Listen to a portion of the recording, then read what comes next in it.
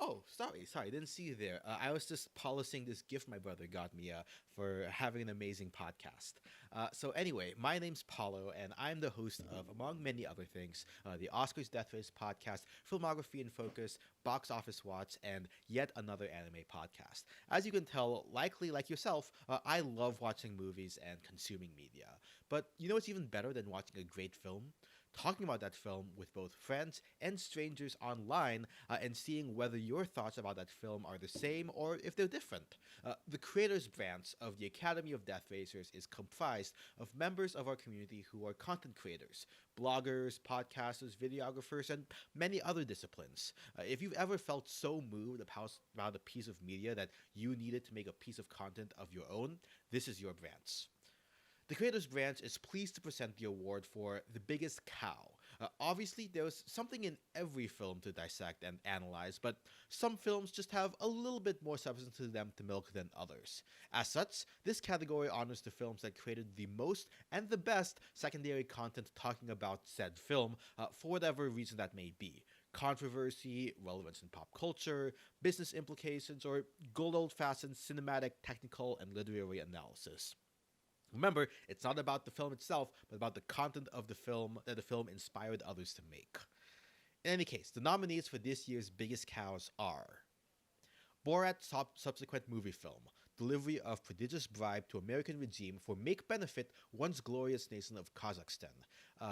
This one was nominated for legitimately dominating the mainstream news cycle for a fair bit with regard to one scene with a Mr. Rudy Giuliani.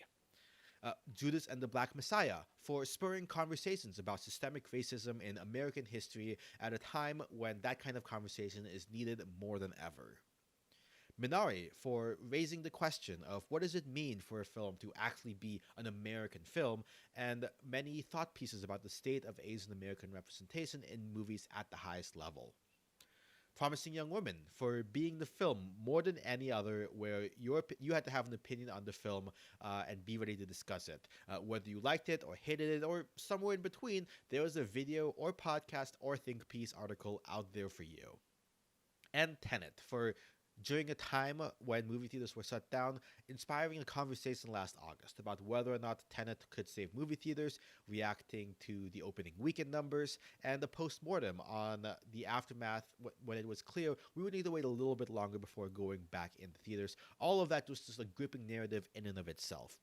Not to mention many, many other hot takes about the actual content of Chris Nolan's latest thriller, such as the sound mixing.